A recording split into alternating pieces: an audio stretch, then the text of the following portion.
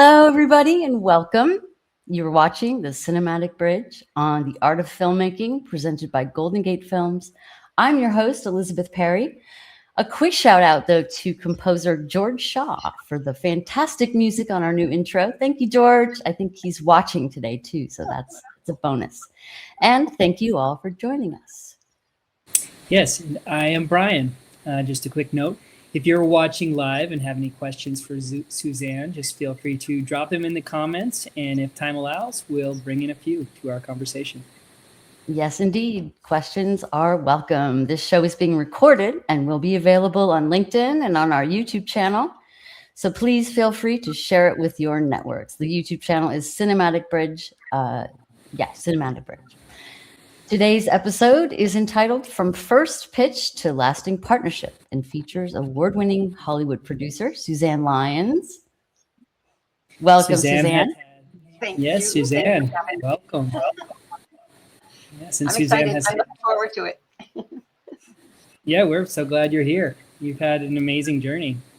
It's from Canada to Hollywood. You've been building bridges and creating award-winning films along the way. So we are excited to hear more. All right. She co-founded Snowfall Films, produced multiple award-winning films, and has worked with some of the biggest names out there: Christopher Walken, Naomi Watts, Susan Sarandon, Donald Sutherland, Peter Fonda, just to name a few. And she's also the author of Indie Film Producing, which is basically required reading for anyone making films today. Absolutely. So let's get started. Suzanne, once again, we're thrilled to have you here. All right, there you go. The Cinematic Bridge, welcome again. Suzanne, I want to start with something personal. Okay. We got a sneak peek of this story in the green room over here, but you've quoted Helen Keller from her book, The Open Door.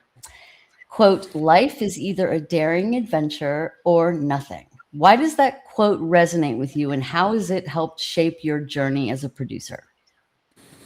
Good question. Very good question. Nobody's ever asked that one before, by the way, and I've probably done about 200 speaking engagements. So for me, I think it started when I was a little girl.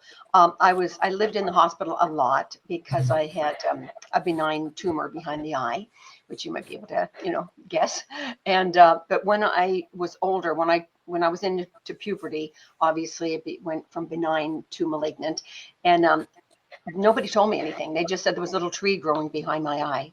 And I believed them because no internet back then, no nothing, it's just like, okay. And, I had 16 surgeries before I was like 11 years old. And I just thought, oh, but Mom said, oh, the tree's bigger this time. Now we have to go to the city. So we went into Montreal, and I lived there at the hospital for 7 months. Loved every minute of it. Thought I was totally independent, being 600 miles away from family.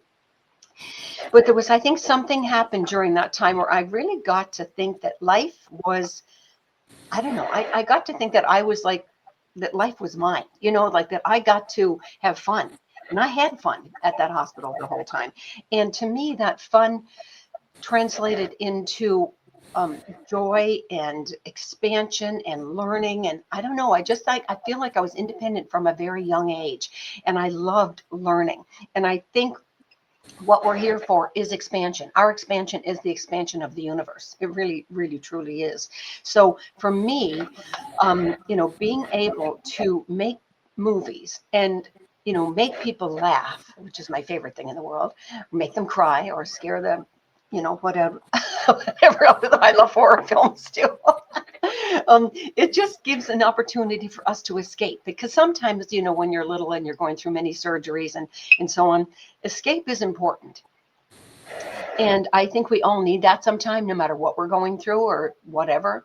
We just need that little bit of escape, that half hour or 2 hours or whatever, just to take us into another world. And there's something wonderful about being in another world, and that we have that opportunity. So I think that's part of what shaped that journey.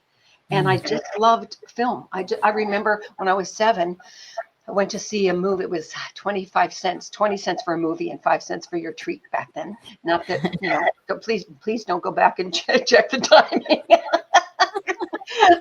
And it was The Sword and the Stone. And I remember being in the front seat. My cousin and I, we used to go to the cinema. It was like a 2-hour walk, 2-mile walk to get there, and then a ferry boat across to the little village and stuff. But I'm from New Brunswick, northern New Brunswick, Canada. And what happened is he pulled that sword out of the stone, and I think I went with it. Like, I was truly transported to another world. I'm not kidding. Like, truly transported to another world.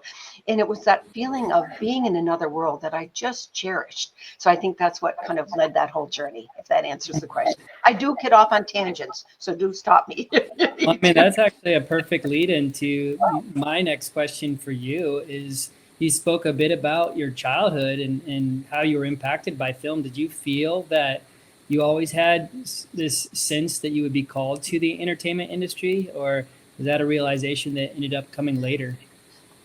It was later. It's funny because I know I've cherished that feeling of escape, and being in other worlds and so on. And also in many cases learning, we just had the one channel at home. Back then there was no cable or anything, of course. So, but I felt lots of times I'd be learning too when I'd be watching, just even coming home from lunch, we'd have those little, half-hour things for children where I was learning French and, Cheyenne, I remember was the name of it, and all kinds of fun things. So I think that it wasn't though until later. I'm trying to think. I think when I was at university, in my third year of university, all that mattered before that was boys. Which of the cutest boys are going to be at which residence's party on Friday and Saturday night. That's it. A little bit of studying, but mostly boys. And then third year, and then what happened is one of the Montreal had gave us all their old black and white equipment, and one of the professors said, "I need about 10 people to help me, lay the cables, throughout the tunnels of our university, so we could have our own little television show or network, we called it," which I did. I literally laid the cables, helped lay the cables, and it was my first night, and it was a basketball game, and I was behind the camera shooting the game. And I felt so in love that it was scary. I mean, I just thought I didn't care about boys anymore. The next year, I knew I had to finish school, so I had another year and a half to go. But all I cared about was, getting finished school. And right away, but that next day, I applied to all the film and broadcasting schools across Canada. I'm not kidding. It was like I fell so in love. I kept bothering people. "Oh, there's a football game this weekend. Do you want me to tape it? Oh, I heard Professor Brian, you're going on a thing. Do you want me to tape your class before you leave?" Like I'm sure I was annoying. And anyways, so I knew then that I was going into film and broadcasting, which is where I met my husband. It was London, Ontario, Fanshawe College. And it's just, I love it. I used to get up, this is terrible. Hopefully no one's still there. But we'd get up at 5 a.m. and I'd gather a bunch of other students around because I was older, I was 5 years older than everybody, because I'd already gone to school for like 5 years. And so I gather everybody together and we go in and get the equipment unbeknownst to the professors, like at 5 a.m. And I would do documentaries. Like we go around the town of London, Ontario. And I mean, I would do the farmers markets. I mean, all kinds of documentaries or shooting. I was just like obsessed beyond words, to be honest. So I loved it. And after those 2 years, I worked in television broadcasting. One of the first female vice presidents. I was 29 years old when I became the vice president of marketing and promotions for a network and a affiliate. And and then my husband and I decided, because he was a great writer, that we'd move out here. We moved to Philly first. It was supposed to be a year, and 5 years later we moved to LA. So we've been here for a long time, and he's been a showrunner for a long time in television. And I just got my first TV series, which was exciting because that was my goal for last year. Almost all my goals got checked off actually this past year. Yeah. And so Amazing. Amazing. We do have a comment from a fan, which I would like to read to the audience. Suzanne was the very first, from Edward Lusk. Wow. Suzanne was the very first producer to respond to my feature pitch. I'm forever grateful for her support and graciousness, and I do check in with her now and then just to say hello. So hello. Hello, Edward. That's so fun. That's great. I love that. All right. So actually, my next question was along the same lines. As your career as a producer, was this something, was it preordained, or was it a result of experience, instinct, and willingness to take risks? I mean, like, why producer? I think the second one. It was like not pre-planned. Like it evolved kind of thing right behind the camera that day in that basketball game. I knew that I was going to be going into the industry. I knew that. When I moved here, however, I got distracted because what upset me a lot. My husband had won the Warner Brothers sitcom competition. With it came the head of television um, at agents at William Morris Agency. So he sat by the phone. And then I realized a lot of people sat by the phone. And it was making me crazy because my background was marketing and promotion, where you have to promote, right? Market yourself. And then I, met this wonderful, wonderful actress on stage, Tamara Zook, and she said, and I said to her after, I said, "Oh my God," I met her, and I said, went up backstage, and I said, "Oh my God, you're amazing. You need to be in films." "Oh, Suzanne, that's not my job. That's my agent's job." And then I hear, "Oh, that's my manager's job." And I saw all these adults around me within my first 3 months saying, "That's not my job." And I'm going, "Hello? You want to relinquish your power to somebody who's got another 150 clients who they love because those people are making money and you're not yet? Excuse me, does it even make sense?" And so and Heidi Wall, a friend of mine at the time, she felt the same way. So we started a company called Flash Forward Institute, and I taught business. Nobody was teaching business. Nobody was teaching business, and it made me crazy. So I probably spent about 7 years just teaching those classes, in mostly three cities: Vancouver, Toronto, and LA, and a little bit in San Francisco, Austin, and New York, but mostly, those other three cities, especially here. And it just made me feel good because people don't realize, I don't care if you're the makeup artist, I don't care who you are the president and CEO of your company, really. So you have to be taking, that taking that under your control and take responsibility 100%. So that delayed things for a wee bit. Then one of my best friends from Philly, actually, she was a writer, and she kept getting things optioned by big companies, but nothing got made. And that's when she said, "I'm so frustrated, I just want to produce it myself." And I said, "Well, I'm looking to produce now. I've been here for enough years." Not that we knew what the hell we were doing. Gotta tell you, holy shit. And we had no money, right? So I was the casting director. I did all the negotiations. It was Chris Walken. I mean, Kate and I did all of them, actually. She did the James Caan one. I think I definitely did Naomi Watts. And I mean, so we had no attorney, nothing. So, and a friend of ours did the budget for us, thank God. And then we met partners in the UK. And so we were on set. Our partners never came to set. It was just Kate and I. Our first day was freezing cold in Wales. It's about half an hour from Cardiff. And we're just standing in the field watching, our director shoot and going, "Oh my God, what have we done? Like, what the hell are we doing?" So we kind of that fake it till you make it thing. But it was good because what I learned, anytime I learn something, I translate whatever I learn into English. You know what I mean? Because sometimes when people are experts, it's kind of difficult to get what they're saying, what they're teaching. So I'm somebody who needs to simplify things, and then I teach everything. So even then I went on and taught film production after that year. I can't help but teach. It's just what I'm made for and what I'm born for, I think. So I don't know if that answered the question or not, or did I? Well, would you mind, like, for those who don't know, what does it fully mean to be a producer? What do producers really do? Yeah, I'd like to know. Good Early answer. on, I did everything, even on that one, which was a big budget. I still, even on because those early ones were all big budgets, just before digital cameras and stuff, right? And so I wore all the different hats. Like I said, we were casting directors. We played the lawyer part. I wrote literally the oh my God, what was I thinking? I wrote all those, the deal memos and all that kinds of stuff. We just learned, I learned. Here's the thing. This is really interesting because I should go back and tell you that because I don't know everything. I don't know a lot. I know a little tiny bit. So that's why God put 8 billion on the planet just for me, 8 billion people on the planet for me. So the first thing I would do is get at least 2 mentors. And if you don't have a mentor, whoever's listening, for the love of God, get a mentor or two. And please go to SuzanneLyons.net and hit on blog, because there's a mentor protocol. I did a whole thing on the mentor protocol that we used to teach in Flash Forward Institute.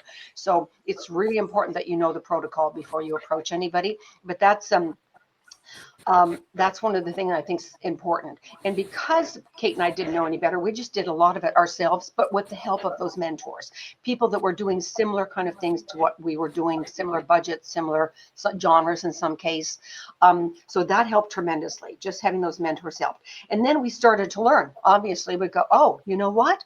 I remember DeWitt Stern calling and asking us for our E&O, and because we were doing our E&O insurance, like this is like, what, 8 months later after we've long since been in the UK and we're back in America. And they said, we need the clearance report. And I went, what's a clearance report? So some of the stuff we learned the hard way. So, we didn't know that. That could have been a very big problem. Now, as it was, everybody felt badly, that we hadn't got some of the the rights to some of the products. And so I just called people, and everyone was gracious. Nobody charged us a cent for anything. We just said that, we apologized and that. So, and the other thing too is what I learned is this industry I don't know if it's the unions that do this or not, but there's this feeling of scarcity a lot, especially in this town. There's a feeling of scarcity, like, oh, I better kind of, screw you before you screw me. Kind of there's that kind of a feeling.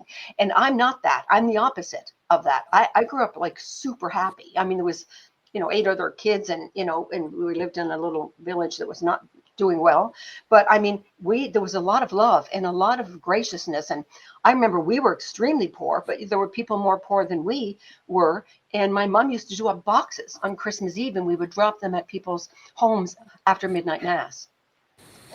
So, I mean, I grew up with abundance and generosity and graciousness, like that those things, those distinctions were important to me. And so for me, when I'm raising funds, for example, when I did the lower budget films, a bunch of horror films, I would give a lot of perks to the investors, because it's like, if you're going to come play in my sandbox, I want to treat you well. And I came up with perks, and I also did huge finder's fees and all these kinds of things that made life so much easier for me to raise money. And those investors would come back to the next movie and the next movie and the next movie after that. And so it's kind of missing. And I really request and suggest that who's ever listening to really stand in abundance, stand in graciousness. It's such they're wonderful distinctions. And it kind of separates you from the tribe in a sense, and that you kind of, because the other thing I think is always, you got to put the drama on the screen. Never while you're shooting. You have to rise above all the time. There's crazy shit. You got a crew of 100 people, 20 people, 50 people, 150 people. You have to stay up here. You've got to stand in 100% responsibility, 100%, authenticity, 100% everything as the producer. Crazy stuff's going on. You got to be there to sort things out. So that's, right. I don't know if I answered your questions. Like I said, I go off on tangents. You say, Suzanne, stop talking for the love of God, and let's answer the question. No, not at all. So you talked about some things that you liked and some things to think about or consider. What is your favorite part about being a producer, and what is your least favorite part about being a producer? Oh, that's kind of interesting, because the first thing that came to mind as soon as you said that is raising the money. And then when you said, what's your least favorite part? Raising the money. That is so why? I mean, can you expand on that a little bit? Well, without the money, ain't no film, right? Ain't no TV series. So to me, I find that part challenging. To me, life is about jumping off the cliff every day. It's got to be a challenge every day. Got to be a learning curve every day. And that's the fun of it all, right? That's why we chose this industry, not just to have people escape and have fun and, and make an impact. I love like social impact stuff as well. It's not the only reason, it's also, we're learning a lot as we're going along. And so for me, raising the funds is a very big challenge, very big challenge. And what I recommend too is, as you're coming up, through the years, that's what I used to say to my students back in the 90s, is, make sure that you're being proactive all the time, proactive all the time. And so for me, I would meet people. I remember one time calling the PGA long before I was a member of the Producers Guild of America. And I remember saying to them, because I wanted to meet some producers that did movies over 100 million. Like, how do you do that? Right? Because I was always wanting to learn. If I want to learn, I figure everybody wants to learn. So they said, sure, we'd love that. So they filled the room, and I called these companies, mostly their agents or their, companies, and said, so 6 people, I wanted 6 different people. And I got them because I was calling from the PGA in a sense, right? And I got to meet them. And I started teaching that, is like, why not do that? One of my students, Kat, wanted to meet casting directors. And I said, well, call Women in Film and see if you can put on, a panel where you become their peers. You're the one calling them. You're the one in the green room with all these people beforehand. You're meeting those 6 casting directors. So, you're becoming like a peer and you get to know them. It's one of my girlfriends got her first TV series because she wanted to interview showrunners, 6 women showrunners. She invited them to dinner. There was only 6 at the time. This was years ago. She invited them to dinner at her place and interviewed them. And then she ended up, about 3 months later, one of them called and said, I'd like to hire you to write a script. So, I mean, it's being out there, meeting the people. And what was the first part of the question? Because I think I went off on a different tangent for a second. What was No, it was just, what was the good and the bad of being a producer, your favorite part? And your So that part was the raising the funds, because I find it's the most challenging. And that's why I got off on the tangent, because as you start growing with these people and expanding your map of relationships, what I call a map of relationships, I'm going to explain that in a second, is now I've got wonderful partners around me, absolutely wonderful partners, and partners who have access to, right now we're working with 3 different hedge funds. Honestly, so it's the funding is easier. Yesterday, literally at dinner last night, we just got an A-list actor attached, and I have already the director, A-list director, and the funding all happened yesterday. Congratulations. Thank you, through these various relationships. But it's like relationships, like location is to real estate agents, location.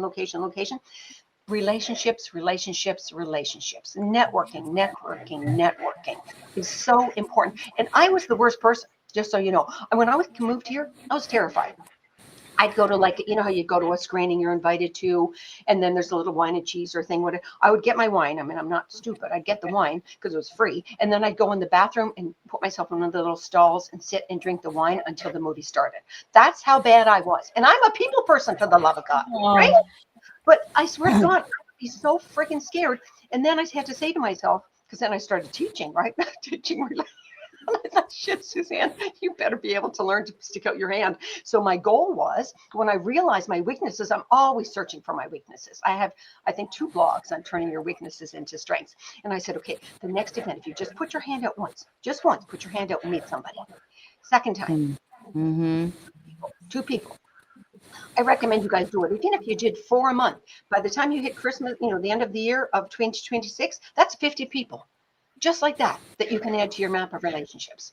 So I just found that was, that part was, that part's kind of important.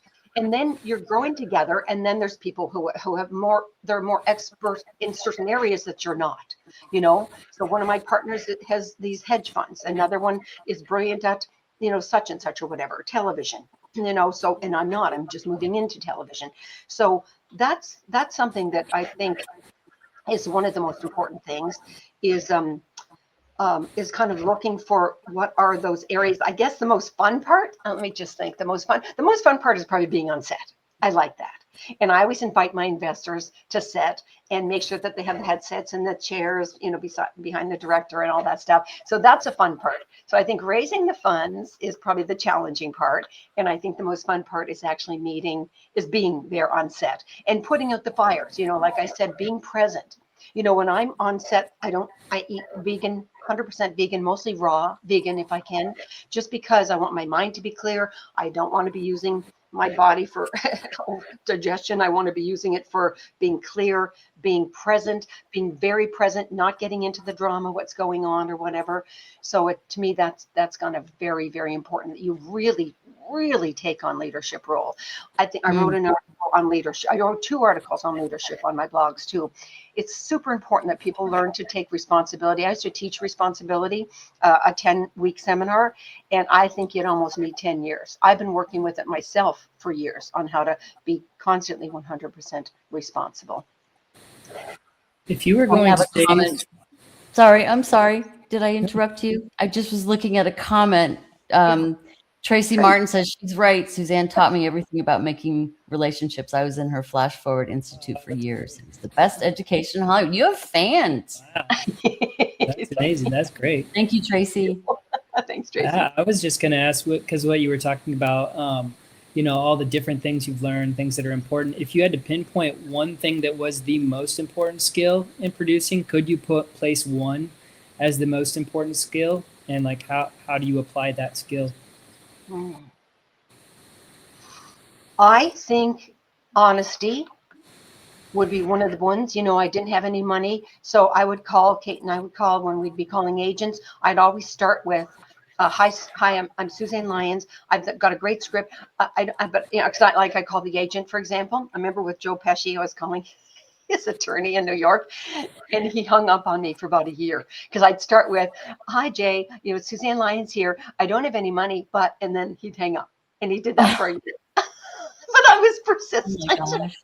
I think he finally just answered the phone one time because I think he was like, Suzanne, stop calling. But no, he was then we became best friends, of course. At the time, he was such a sweetheart. But anyways, yeah. So to me, it's like making sure that I'm honest. You know, if I don't have the money, I tell people. If, you know, I mean, whatever it is, I'm very, very, very, very honest. Maybe that's the Canadian thing. I'm very polite, maybe a little too polite, apologizing all the time, like we do, right, in Canada. And, but I think that's important. I think another thing that's really important is learning, is being honest about that, you know, this is an area I don't know, you know, and I like recently I've been on with an investment group, and it's kind of like they were saying, well, what about this and what about that? And I'm going, I don't know that part, and I will find out.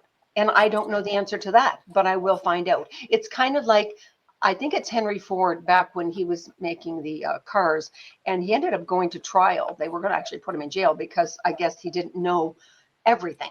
And what he was trying to explain is, I don't need to know everything. I have other people around me who know all the various parts. And once you get that, because I've worked with a lot of people, directors and producers and others and writers even, who think that they have to know everything, or they lie saying they know everything, which causes even more problems and costs more money.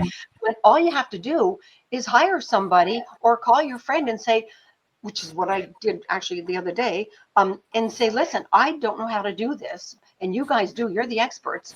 Will you help me with this? You know, I'm asking a favor, or in cases if I have money, and I'd say, you know, I can give you $100 or whatever if you help me with this piece. So I'm always learning, and it's okay. It's okay not to know. There's no way we can know everything. So I think that's the other thing too, is we just have to realize that, you know, that's why there's all these other people. You know, you might notice them on the sidewalk, you know, on planet Earth, because they're there for you, you know, as far as I'm concerned. And a lot of times it's a win-win, because then they get involved in a movie or a series or whatever. So did I answer the question? I don't know. Yeah, it's beautiful.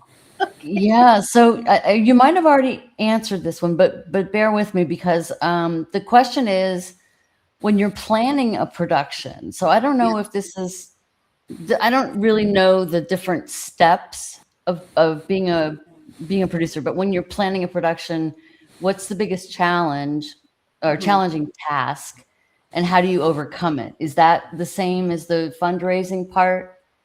First, I'm going to do 2 things. One is, let's just go back to relationships for 1 second. Then I'll answer it. Is what I do when I say map of relationships. Let's just get that clear first. In Flash Forward, we used to have to do that, where you put yourself in the center. Like maybe it's an even little picture. Get a poster board or a Bristol board, depending on who's listening. A big one. I don't know, you know what I mean? Like you get them from Staples, and then you put yourself in the middle, and then you put everybody you know. Everybody you know, because right now everybody's in alphabetical order, probably, or whatever, on your databases or whatever, right? No, put them in all the actors I know, all the producers, all the costume designers, all the potential investors, all the attorneys, all in categories, so that you know, okay, how can I connect the dots?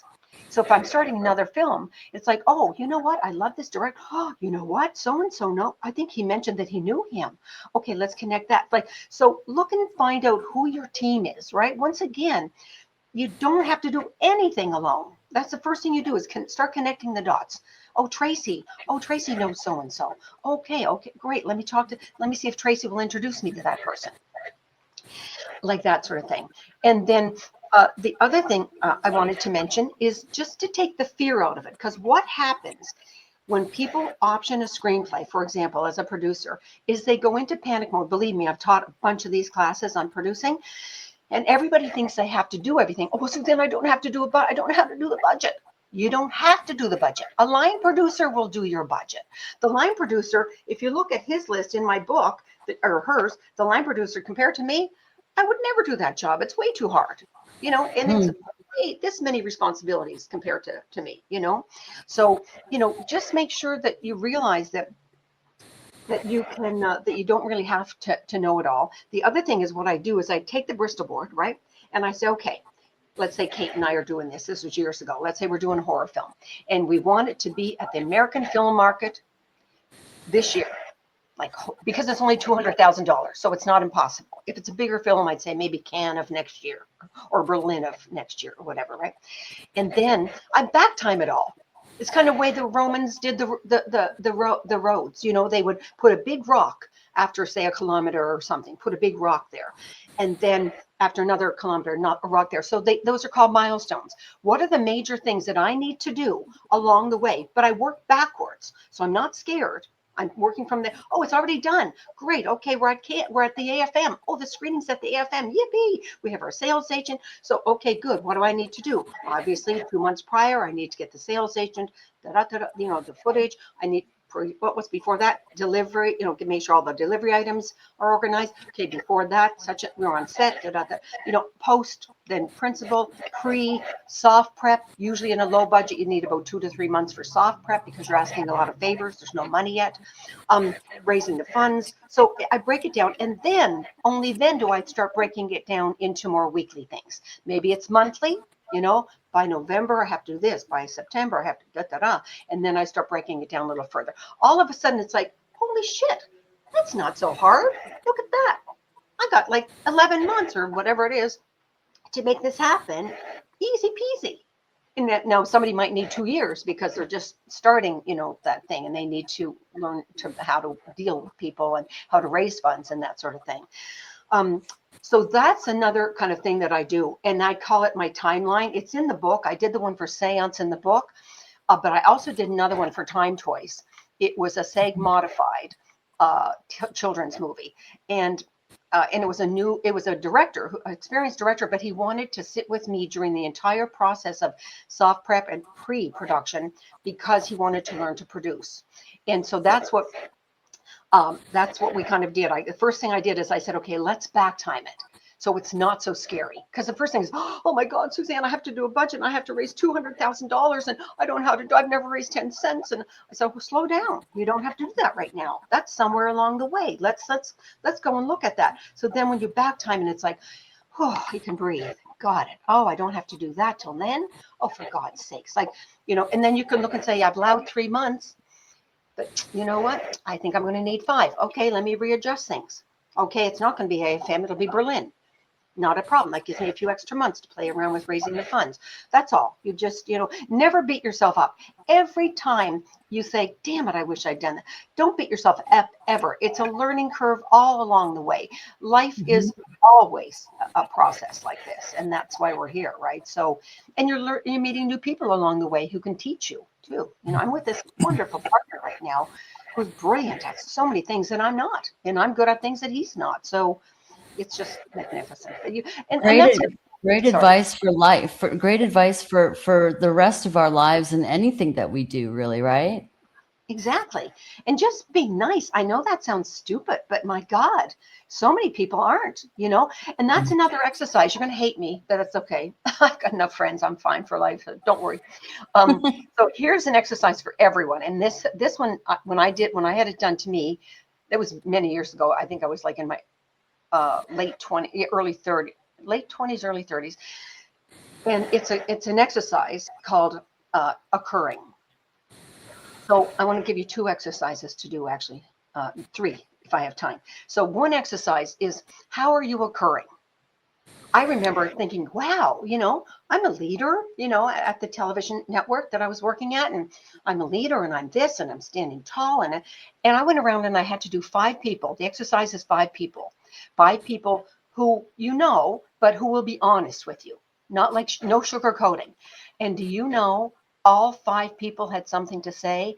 I cried each time because I was so sure that I was already occurring to you, let's say, Elizabeth, as somebody who was, experienced and honest and smart and knew what they were doing. And people shared so many things that I didn't know that's how I was occurring. So it's a painful exercise, but I swear to God, it's life-changing. Another exercise that I would do is first of all, I would just want to also share, you're a business person. I don't care, once again, if you're the makeup artist, if you're the producer, I don't care who you are in this industry. I don't care. You are the president and CEO. So what you want to do is act like a business, which is what I used to teach, was business, right? Years and years ago. In that business, there is this is from Landmark Education, what's called a conversation for accomplishment. And there's 4 categories. And in the industry, we reverse the categories, and that's why so many people fail. Okay. The categories are: number 1, relationship; number 2, the possibility of like working together; number 3, the opportunity that could come out of working together; number 4, action. Here, it's the opposite. I have people, I sometimes I don't even want to go to those events anymore because, oh, Suzanne, I don't know you, but I heard through a friend of mine, you're producing a movie. Here's my headshot. Oh, I'm a composer. Here's my reel. Well, who are you? You know what I mean? It's like your resume means shit to me right now because I don't know who you are. So what I would recommend is you keep that in mind. Write those 4 things down, please. And no, number 1 is relationship. So how do I form that? It doesn't have to be like, oh, Elizabeth, when I was born in such and such a little town. And no, I'm not saying you have to start from there and bore the poor person to death. I'm just saying, what are some of those little highlights? Here's some things that we used to do in Flash Forward. Is I used to have them break into little groups, and then you would have to do what are the 4? Name 4 interesting, unusual, distinctive, unique, incredible, fascinating things about yourself. Because in our industry, what happens is, oh, I've had callbacks from these 5 directors, and they're pretty big names. Oh, I worked with that director. Oh, I've done this. Doesn't mean, I'm so tired of people's resumes. We've forgotten. Do you think the guys and gals out, the dentists are out on the golf course on Friday afternoon when they take it off to go golfing? Do you think they're talking about, teeth? No, they're talking about their families. They're not talking work. They're talking about golf. They're talking about the new golf clubs. You know what I mean? It's like business people in every other industry except ours have relationships, and they're talking with people like, oh yes. So write down those things. What are your hobbies? What are your interests? What are things that you love to do? What are your favorite movies? What are you like? Be able to have some stuff in your back pocket and write down things that are unique about yourself. For me, for example, now, are you going to go into every meeting and say this? Not necessarily, but it's fun to have stuff in your back pocket. For me, Bobby, I went to a school, like the Little House on the Prairie schoolhouse, that kind of thing. And there was 4 of us in the same grade, 2 boys and 2 girls, Diane and Bobby and Andy and me. And Bobby, we had a barn with all the wood in it for the stove. And at recess, we were behind the barn, and he kissed me on the cheek.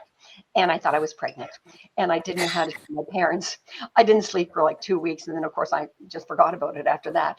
But anyways, so for my husband, when he wanted a job in television, he took the class after 2.5 years of me begging him.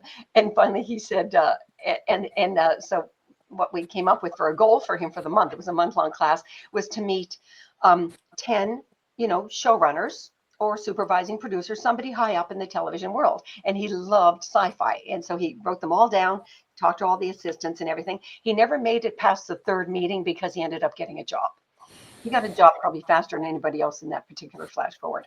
So one of them was Howard Gordon from the X-Files, the big guy at the X-Files. And Jim, my husband, James, was brought up over a funeral home. His dad was a funeral home director. So when he went in, he had written down his 4 little things.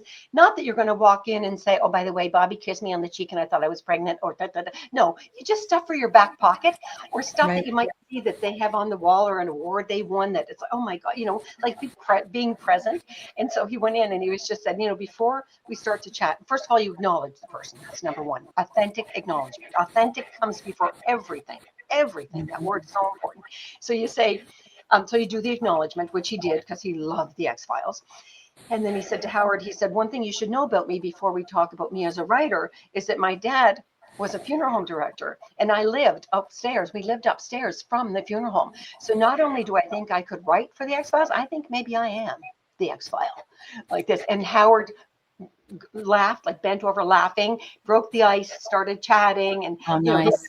And then his next meeting was with Highlander TV series, so he ended up doing that one. But and he was there, and that's the rest is history. He's been going straight for 30 years or so. But anyway, so there's those kinds of things that you want to kind of keep in mind. No idea if I answered the question or not, but that was the exercise. Was there a third one? No, the occurring, that one. No, oh, sorry, what was that? I think it was that. I think I mentioned the 3 things that I wanted to mention for your answer. Yeah, we talked a lot about, in that particular last question, about challenges you might face leading up to production. But what can you say about once production begins? Because we know that when production begins, there's inevitably a fire that's going to happen someplace. Something's going to go wrong. My God. How do you handle those situations, the unexpected delays, budget issues, what have you? Okay, I'll tell you a wee story. I was doing a movie it was 3 different countries, 3 countries. So I had people from Canada, Spain, the UK, and I think many, obviously multiple languages. And we were shooting in a very, very, very, very English town in Canada. And so there was conflicts. It was so bad. My line producer was female. She was lovely. My producer was, my director was not, like he was, they hated each other. It was at the end of week 1, by Thursday, I knew it was a 6-week shoot. And I thought it was, and big names too, actors, which were easy. They were wonderful. And the 6-week shoot. And I thought, we're not going to make it to Friday we'll make it, but people will be killed. You know what I mean? Like they're going to kill each other. Nobody was talking to anybody. Nobody was getting along with anybody. Clashes like you cannot even imagine. Clash.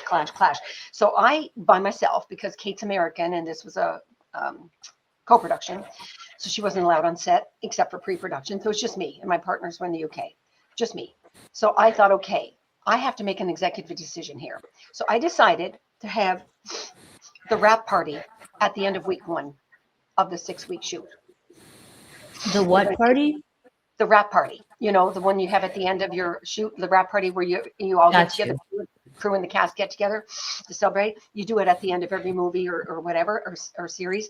And this one, I said, I looked to see what the budget was. So I rented a club. We're already musical. Everybody's musical. So we're good for that. So we picked the band, got together from the crew, right? Because they all had their guitars and, fiddles and all the rest of it. And so, so I said to everybody else, let's just go to dinner, like all the, the actors. Let's go to dinner, and not go. Like, don't go till like midnight. Like, I booked it from 9 to 4 in the morning, a club. And I walked in, and so, so one of the actors and I decided it was midnight. Let's go in, see what's going on, because is there going to be bodies all over the floor from killing each other? So we walked in, and our band was playing, Stairway to Heaven or whatever, probably for the 20,000th time. And I looked around and people were standing at the bar. I love you, man. I love you, man. Love you, man. You know, like everybody was like hugging each other. My director and my line producer, you know, the female and the guy, waltzing to Stairway to Heaven, waltzing. Can you waltz to Stairway to Heaven? I guess who knows? I mean, the alcohol. I mean, it was no one was allowed to drive, but it was as much alcohol as I just thought if I can get everybody drunk, I've done my job, you know, because they just needed to just let go and realize these are all people. We're all here for the same reason, to make a great movie. So let's just do it. So they came up to me. A couple of them came up after, because I said, I'm leaving, you guys, because they said, we're going to breakfast. They went beyond 4 o'clock. Trust me. Everybody then went to breakfast at somebody's house. But they came to me before I left, because I left. I didn't want to be there for too long. You know, I didn't want to spoil anything. So they said, I know there's some lumber left over from the shoot. I know it's probably worth a few thousand, but could we have it? And I said, okay. He said, could you tell me why? And they said, no, we want to surprise you on Monday morning. Because we were 11 to 11 in the morning, 11 at night. So I walked in on Monday morning, and what they had built over the week, over that 2 days, unbelievable. And a big sign, the Grip A Go-Go Lounge. Is that the best thing I've ever heard? The Grip A Go-Go Lounge. Guitars, keyboard, cellos. I mean, all their stuff was there. Everybody got together and had their stuff. Lots and lots of violins and everything, and so, or fiddles as we call them at home.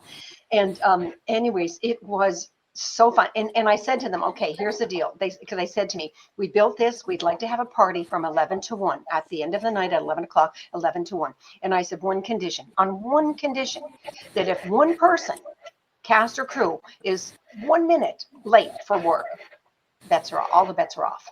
And they said, we won't be late. Do you know, that's been the best crew I have ever worked with to this day. Unbelievable. Maybe that is leading into the next question, which was, can you tell us about a recent production where your role made the biggest impact? Was that it? That was one of the ones for sure, because I remember even being scared myself, but I knew that I had to trust my gut instinct as a producer. That's the other main thing. The gut instinct is there, like it's there. Follow it. Is there another? Just a second. I don't know. I mean, I think Time Toys was a lot of fun because I don't have children. I'm not particularly fond of them, you know, until they hit a certain age. Even my nieces and nephews weren't really allowed until they were 12, 13 to come visit. Isn't that terrible? I'm terrible. Yeah, they're starting to see the real me now. Right? Anyways, so, but it was so fun because it was all of these kids, you know, and I just had so much fun that I think, and the parents, and I don't know, I just really enjoyed doing that. I don't know if it was an impact, but it was an impact on me. Let me just see. What was anything difficult recent? Oh, yes, there was one that was kind of difficult because we didn't have the money that we were told that was there. Now that's my fault because I should have asked to see the bank statement, because this person seemed like a very honest person and I trusted. I'm over trusting, by the way. So that's another thing, that every time I try to blame somebody, I can't. Isn't that the shits? It's like, it's always coming back to me. I don't care what it is. It's always coming back to me that it's my fault. And what do I need to do to correct it? Not my fault, like, oh, beat myself up. No, my fault, like pat myself on the back. Great, another learning curve. Yippee, yay, today, another learning curve. And so that's what, that was, I think, one of the things on the last film that's like, you've got to check to make sure, yes, you're going to production. Is that amount of money truly in the bank? As the producer, I should have asked that question instead of just trusting. So I don't know which movie. It was one in the past 5 years for sure. But anyway, so that there's things like that sometimes we have to say, more awake to, you know what I mean? Because sometimes we get so involved in like people used to cry in my classes, in the film producing classes, and get mad at me because, well, Suzanne, that's my friend, and and that's my sister who did that, and I'm going to be on set. And I said, I don't care if it's God himself, like you get to be the person that says what. So you're the producer, you're responsible that this movie make money to pay back the investors. That's one of your yes, you want to make a good movie, but it's also a business. It's business. If you read the first chapter of my book, you've got to wear both hats simultaneously, and people argue with me on that all the time. They get too emotional, and when you get so emotionally wrapped up in it that you're forgetting the bigger picture, pardon the pun, that you're responsible for these investors. It's a business. So that's why I keep saying, you are the president and CEO, no matter who you are on set. If you're I don't know anybody, but especially the producer has got to get that in their bones. They've got to get it. Well, why don't we talk about, too, another position on set, the director. What are you really listening for when you're interviewing that director up front? What are you looking for in early conversations? I'm looking for confidence, for sure, okay, because I've made a couple of mistakes early on. So that's an important part for that confidence, their vision, obviously. In one case, I sat down with lunch for a director, and their vision was so the opposite of what the script was. It scared me. It actually scared me. And I thought, okay, well, thank you very much, or whatever. And so I think I want to find out more about them. Their passion, is the passion there? Is the confidence there? Have they done it before? If they haven't directed before, are they willing to have, like when Kate wanted to direct, my film partner at the time, she wrote and wanted to direct her first film. So we made sure that our DP was so experienced. He had directed a whole bunch of films as well and won a ton of awards. So he was there right with her. He's her DP, but yet he's also a director. So he was kind of guiding her. And then on the next film, the writer wanted to do he was a first-time director. So Kate was with him. You know what I mean? So she was guiding him. So as long as that person is open, if they're not open early on, then I would probably move on. If they're not willing to realize that it takes a village, kind of thing, that it's, yes, of course, their vision is important, but if they're not willing to realize that it's a collaborative, kind of thing, that we're in this as a team, and it's about a conversation of, can we afford that? Can we afford this? One of the directors one time, I had to go out and actually raise some money because he refused to listen to me. And I showed up one morning and there was a crane that I could not afford. And there was a song that I could not afford. The whole thing came to around $30,000. And I didn't have it. I had to go out and raise that extra money to cover those two costs. To say, we're desperate at the moment and we need to put that back in the budget. So there's sometimes with directors, and that person happened to be very insecure because he had done a lot of television but not features. So I think you've got to watch for that. I'm better at that now, much better at kind of seeing those little red flags pop up, I have to say.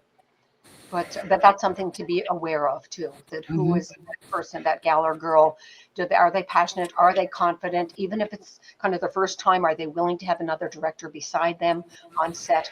Are they willing to share maybe even a credit, with that person or whatever? Like, see how open they are. You would not believe how many people have never, ever, ever gotten their movies made because they are so determined to have it their way, and you've got to be thinking outside the box all the time. It's a collaborative thing. I mean, it truly does. Now it's not one village. Remember years ago, you'd watch a movie from the 40s.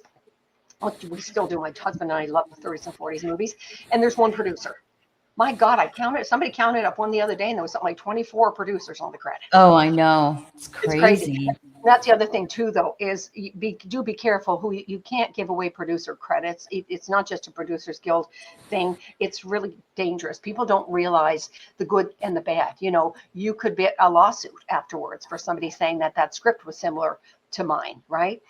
And which we've had happen before, Kate and I, in the early days, and that person would be part of the lawsuit. So you may think, oh, I'm going to get that producer credit, whatever, I'm an actor and I'm actually getting it.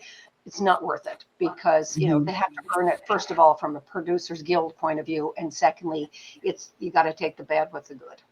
Right. So beyond talent and vision, what makes you confident someone is the right fit? It's kind of a similar question as Brian's, but How do you know someone's the right fit? Are you talking about directors again? Or Just anybody that you are hiring, really. yeah, and sometimes you don't. I mean, I don't like firing people. I might have done it once. My line producer has done it more than once on a couple of movies from the crew. Um, so I mean, I really like to. I'm pretty good now with people because I've taught probably at least 15,000. I think we ended up when I stopped, doing a lot of the teaching years ago.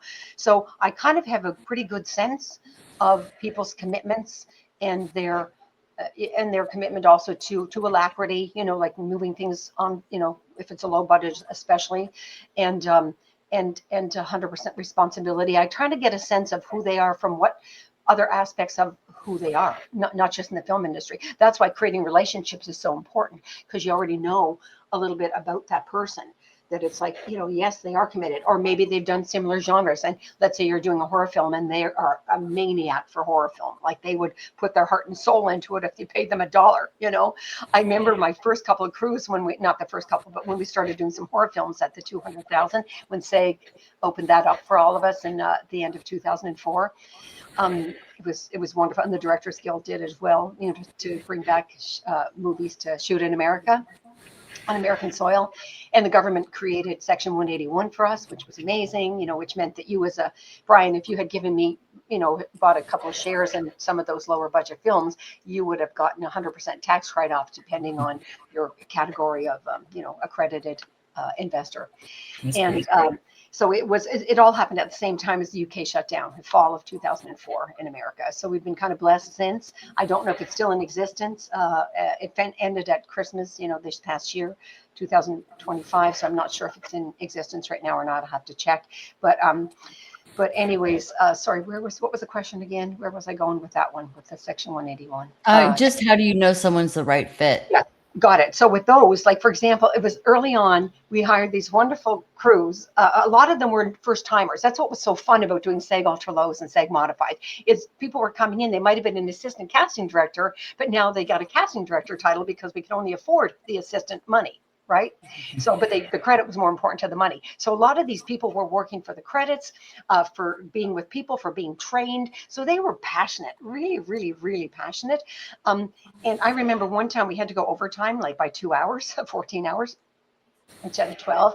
And I called my husband and I said, James, could you do up a poster of Candy Stripers? Because we had already done a little poster and run them up to set, which was over in like the Northridge area. So he did. And I went around, I passed out like 60 posters to everybody, little, just this size, just like, 8.5 by 11. And I swear to God, people started to cry. It probably the whole thing cost $40 plus gas, for him to drive up to Northridge, right? But the ink cost $40. And people, I might have well given them $1 million.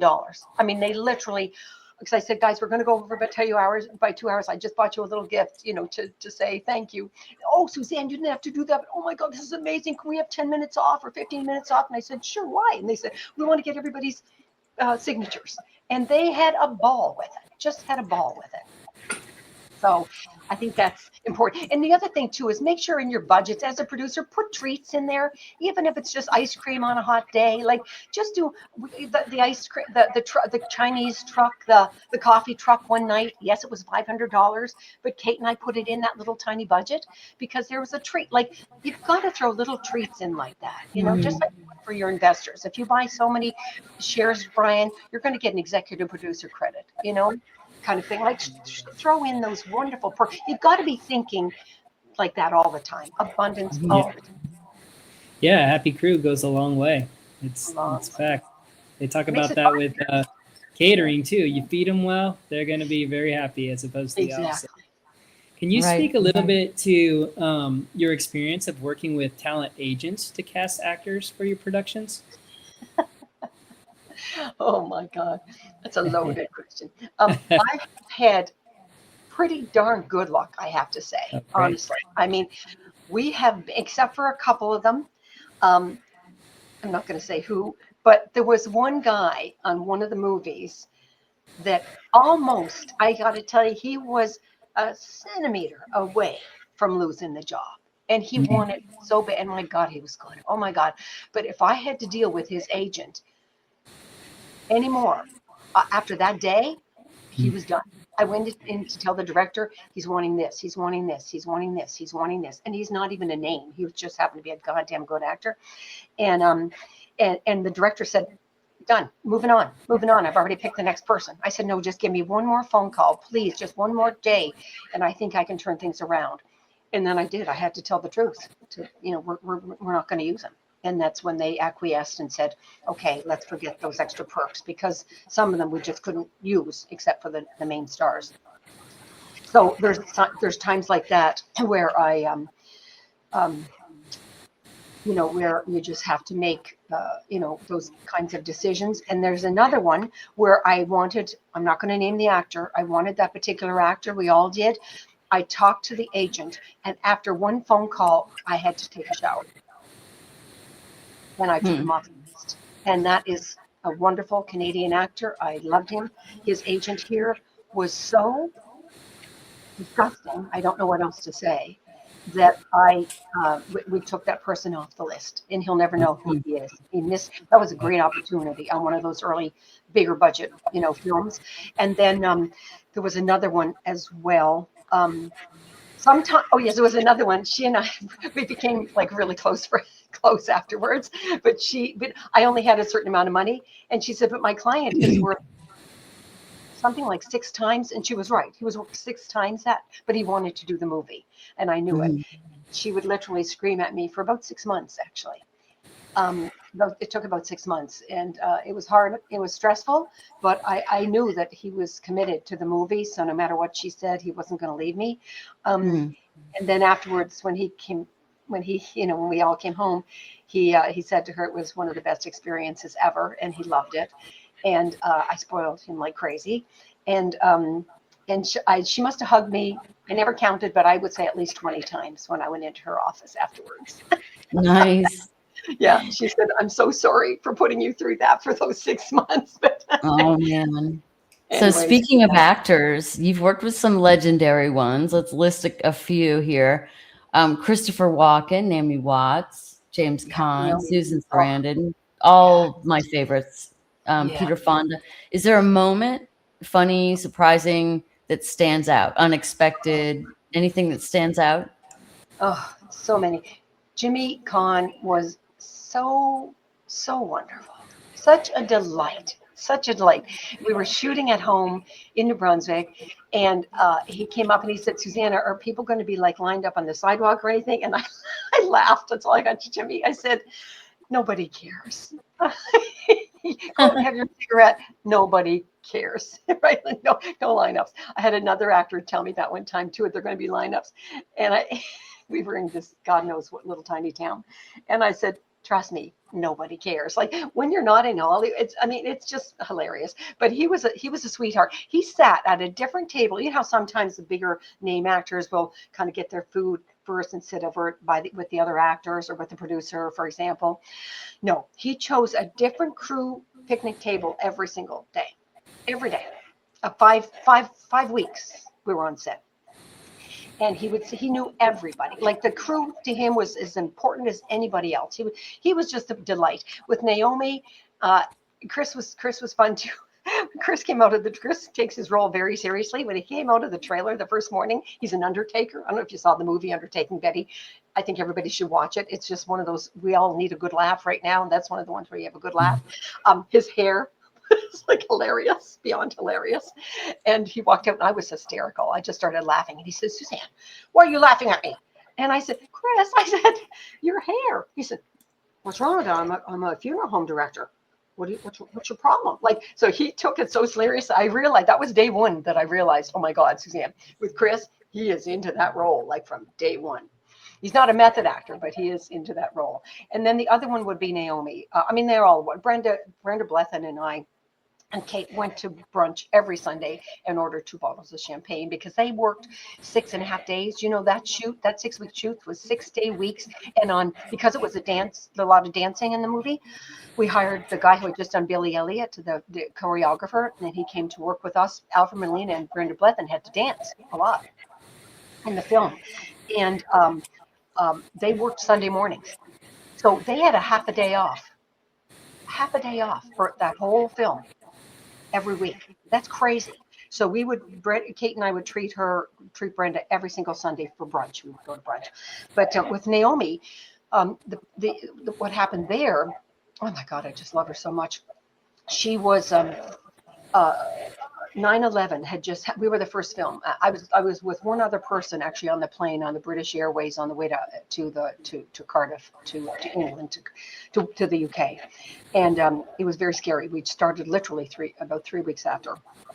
I think we were the first film to shoot and that sort of thing. So it was very scary for people. And what happened, it was on my birthday, October 7th, we had the table read with everybody, but Naomi didn't start till the day after, sort of thing, right? Because we were then going to be starting on Monday.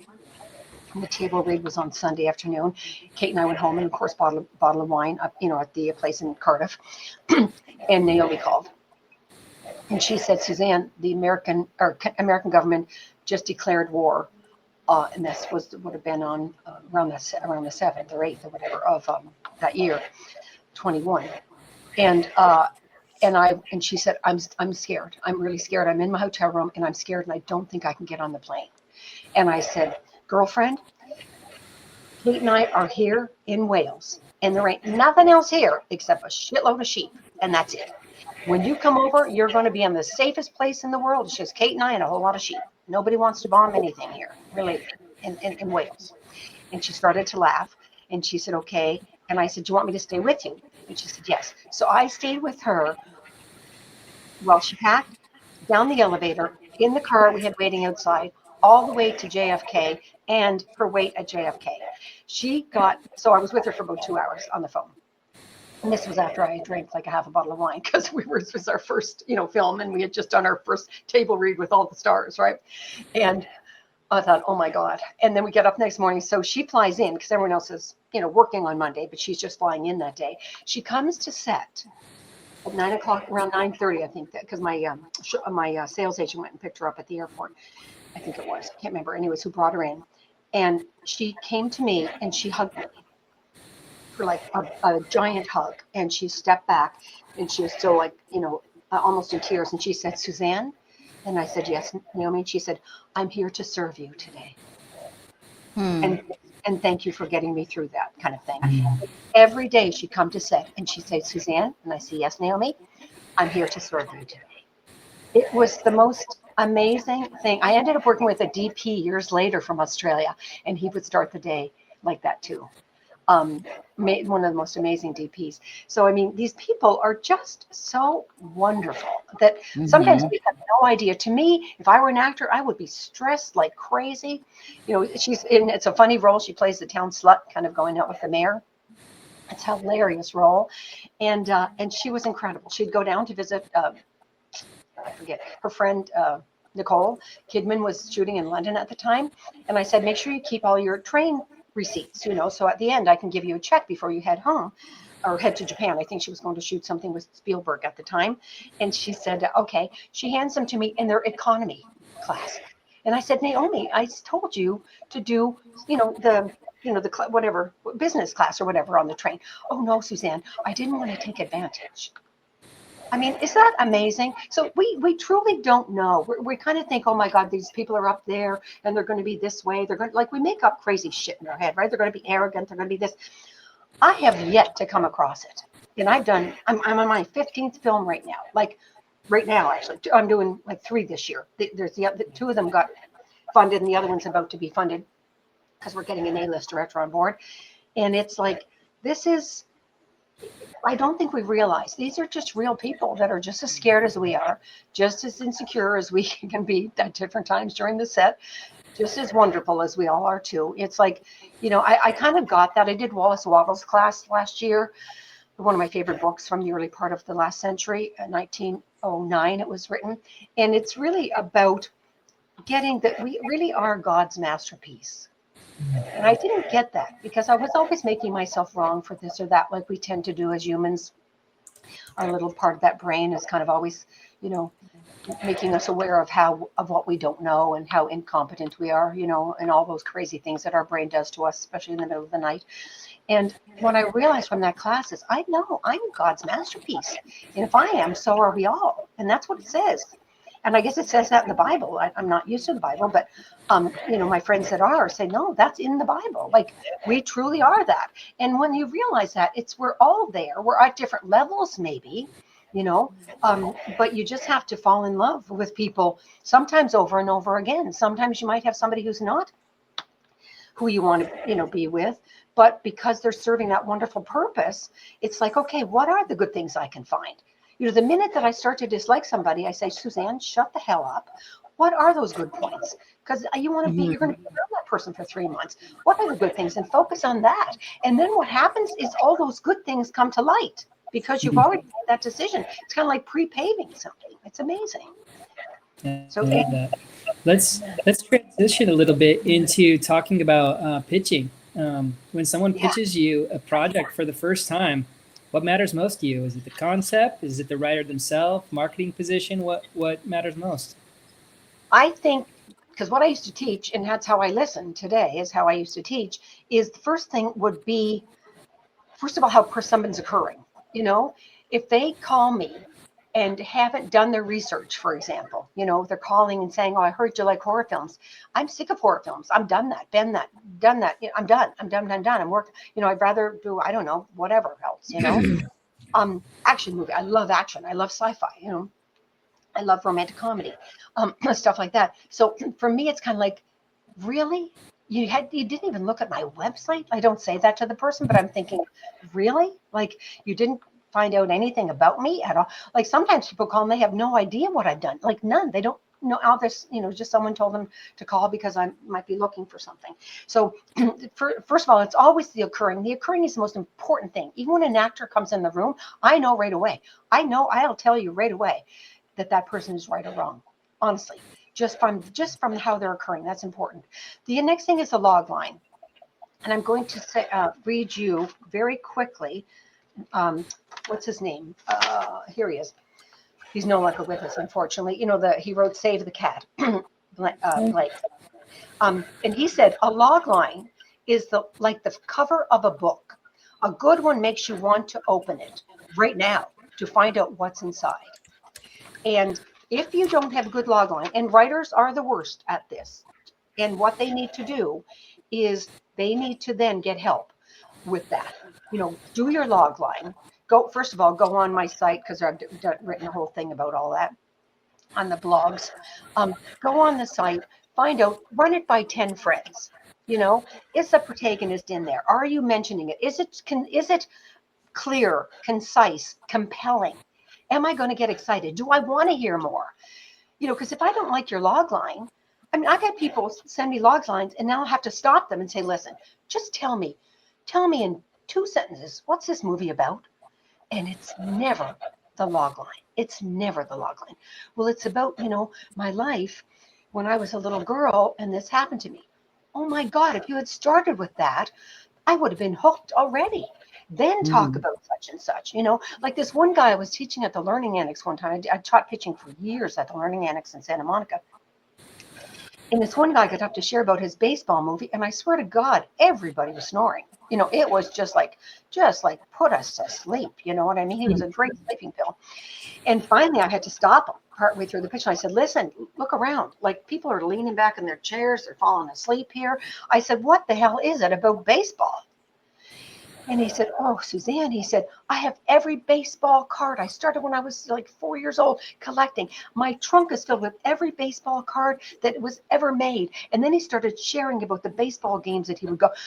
All of a sudden, everybody was sitting up in their seats. You know, I did that to one of my students one time. She was putting us to sleep. She was doing that, you know, the resume list again.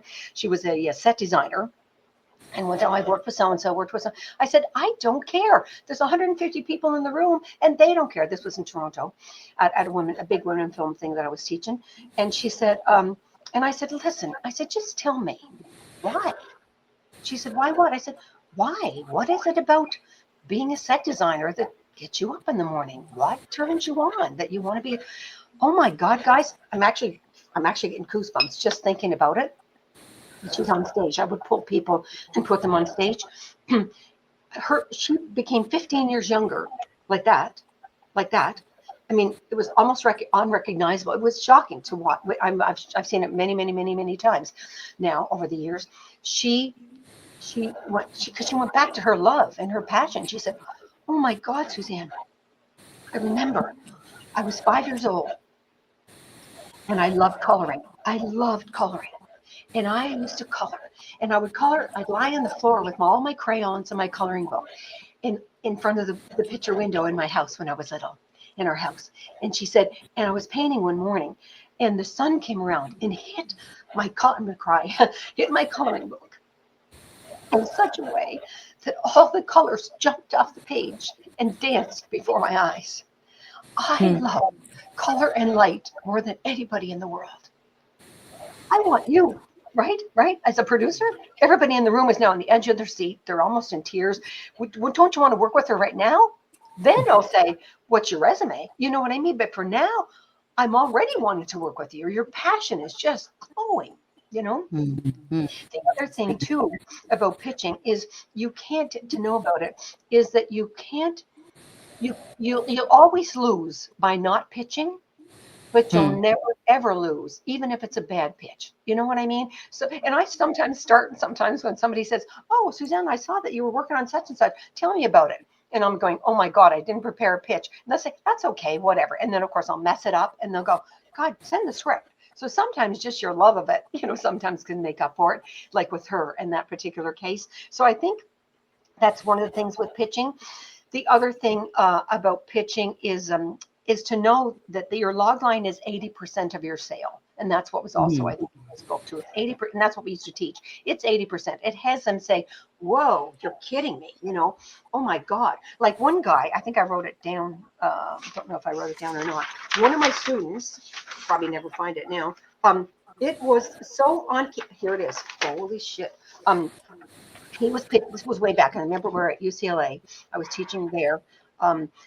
It was a big class. And I remember he stood up and started sharing. And once again, putting everybody to sleep. It was about espionage and stuff. It was obviously going to be a good script, but he wasn't doing a great job.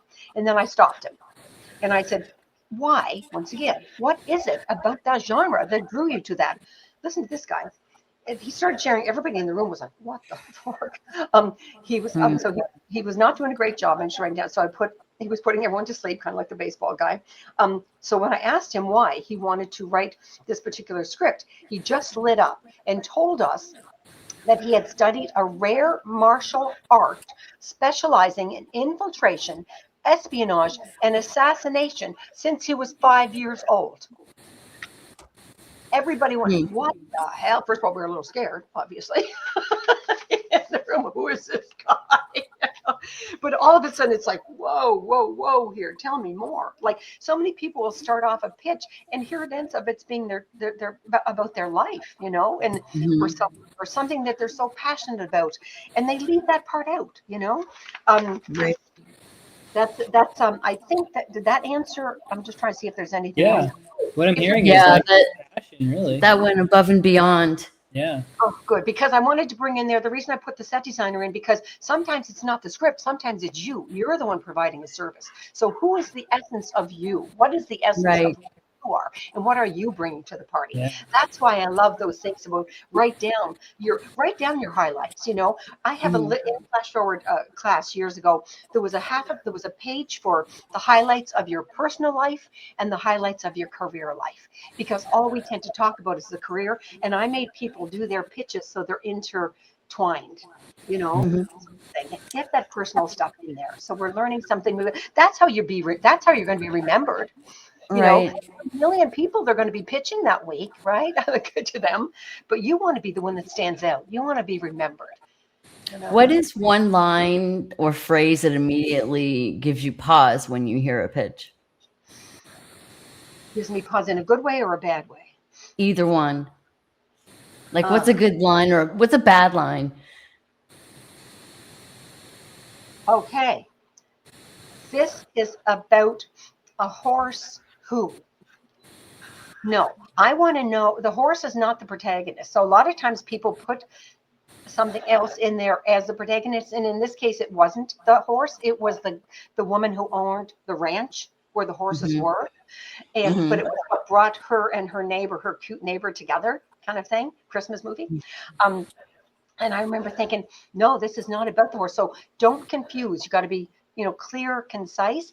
And so make sure your antagonist is in there, your protagonist is in there. So don't start with the antagonist, start with the protagonist and make it Gotcha. crystal clear. What I used to force people to do, and this is terrible, in Flash Forward, they had to make it one sentence, even though it's really probably two or three when you're sharing with somebody. But I said, no, you're in the elevator with Spielberg. Holy shit, you got 3 floors to go. Like, what's one line you could give him? So sometimes I'll force them so that they get that conciseness. This is a woman, who, I'm trying to think of, I don't have it in front of me, but this is about a woman who found out her husband was cheating on her, and she decided to meet, I'm doing this bad, but anyways, meet the other person, and then they got into cahoots to try to ruin his life, or what, I can't remember. I'm doing. Or what was the other one? 3 Men. Yes. Three. What was the one about the baby? Remember with 3 Men and a Baby. 3 Men and a baby kind of thing, that this woman comes to the door and knocks on the door and says, hi, I've just had a baby and it's yours, or whatever, and that was another one too. That was one with, I think, Treat Williams back then, that Heidi did something about, Right. it was like a surprise. So sometimes and then there's a high concept, like, Danny DeVito and Arnold Schwarzenegger as twins. One of my students had one time that sold for 450,000. Just that's all they had was the killer, what I call a killer log line, but in this case it was a killer log. We didn't even have to do the log line because it was a high concept, and it was what was it? Oh shit, Swiss Family Rubenstein. A lineup of people at the agent's office. First of all, we got him an agent, and then the lineup. I think it was Bette Midler who ended up winning. Bought the project at the time. Don't know if it ever got made, sort of thing. So, yeah. So that's kind of some of the stuff that I would look for. Is All right. am I crystal clear about what's going on there? Do I have to ask a lot of questions? That's the other thing is I was a teacher or instructor for all those years, but I would say to people, don't let me be the one to drag it out of you. If you're in that production, if you're in that room with that person or on a Zoom or on the phone, don't let them drag it out of you. You have all your ducks in a row before you get on that phone. And if that person, let's say, Brian, I'm pitching to you, but it was through Elizabeth that I got your name. I want to acknowledge that at the beginning. And Elizabeth, I would check with you, by the way, before I call. Can I use your name, Elizabeth? Because I'm going to be calling Brian, the vice president over at such and such, right? And you say, yes, Mhm. Suzanne, go ahead, because I've read your stuff before and I love it.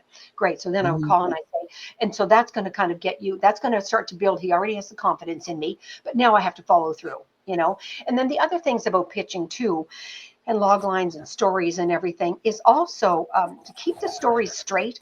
Heidi said she was pitching one time, my partner back then, my business partner actually, in Flash Forward. She said she was pitching. She was so scared. She had written it up and she was like this here pitching, the treatment almost. And she heard a sound and she looked up and he was snoring. She had actually put him to sleep. And so Mhm. remember, there's somebody else in the room, somebody else on the Zoom, somebody, because I know you're nervous. And if you're nervous, then tell them. Say, you know what, guys, as much as I practice this thing, oh my God, I still think I'm terrible at it, even though it's something I love. So just know I'm a little nervous right now. So please be patient with me, because they're nervous too when they're doing their thing. Everybody's been on both sides of the table. All right. So we have a question from the audience. Can you tell us the secret of TV pitching? Oh What my helped God. you? Well, I got to tell you, the learning curve I went through this fall, I did have some stress. I have to say it was a hell of a learning curve. Those two have nothing to do with each other. I've got to tell you, I could do a film in my sleep. I could produce a film in my sleep. I swear. Television, it is truly apples and oranges. I had to go through, well, I had to learn how to do I did an entire schedule from pre-production all the way to the end, the writer's room, the breakdown of the stories, everything. I've done so much work on it. It's incredible. I learned so much. It's amazing. We're getting the cash flow done right now, which I've done lots of time on a feature, but never on a series. So I'm getting lots of help from people. Once again, I call people and ask for favors too. The difference between it is knowing, first of all, like I didn't know that it is truly apples and oranges. It's like entering a new world, a new planet. Don't know anything. I don't know anything. And except I've watched my husband, thank God he's been in this for 30 years. So he's helped a lot.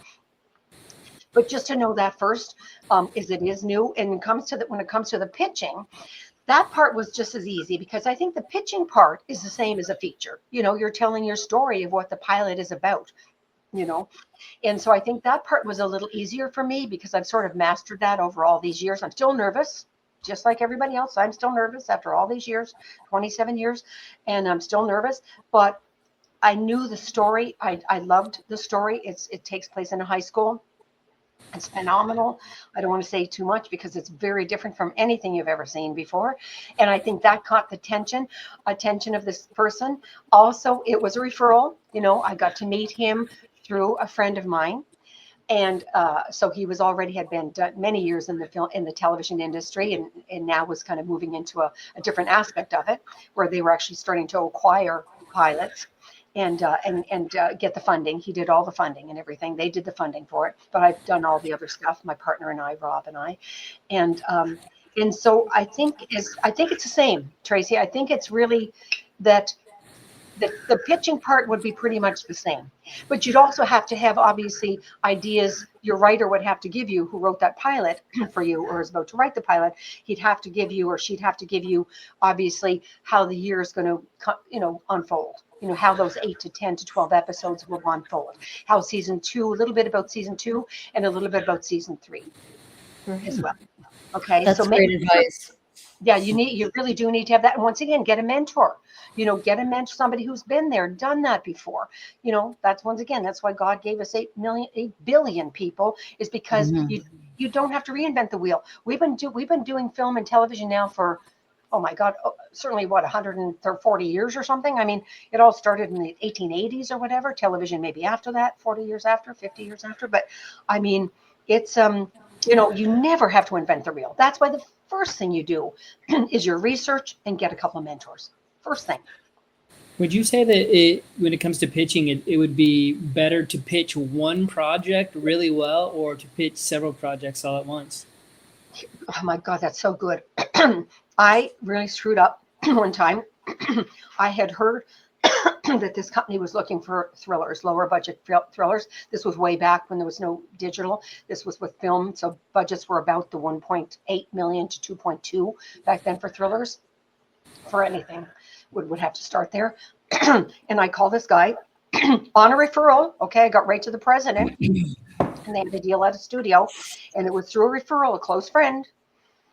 I don't know if we stayed friends or not, but here's the thing. So I called. I didn't do the research because I thought I had a referral. That's enough. I don't have to do the research. So I was being a little arrogant. This was way early, right in the early stages of pitching, 98, 99. And so I called and I said, and they put me right through, because I told the assistant, I'm calling on behalf of so-and-so because she's had this referral. So I'm on the phone with the president. And I said, so, I know you guys are looking for thrillers. And he started to scream, not nicely. I mean, scream at a loud, loud voice. Thrillers, goddamn thriller. I've done enough damn thrillers. I never want to see another thriller as long as I live. He's literally let it out. And then I froze. So I couldn't say, well, yes, I've got what are you looking for? And then have back pocket, getting back to Brian's question. Yes, I have a romantic comedy. Yes, I have an action. Yes, I have a sci-fi. No, I froze. And I'm sorry. And then he hung up. And that was it. And I never and I had to call my friend and apologize and everything that I had not done my research. So that research I've got is like in my pitches, not pitches, sorry guys, in the thing on pitching online. I think it's probably like number one or two is like research, and the tips that I give you. And then what was the other aspect of that that you asked about? Just a second. I was just asking if it was better to pitch one really well or to pitch several. So the answer is yes. I would get a few because you never know, and sometimes you never know. Like I was speaking with one of the gals I'm not going to say the company because they're being taken over. This was last week. We had our big meeting last week, and they've all become friends. We've all kind of grown. I know a lot of heads of development at a lot of companies because we've grown up together. That's the other thing is you grow up together, right? When you start relationships early on, and I have phenomenal relationships. And she said, Suzanne, there's nothing I can listen to, but they did television, so I had all my 7 log lines of my pilots ready, all 7. Some of them were comedy, some were romance, some were sci-fi, some were drama, some were dark drama. Like, I had them all in front of me.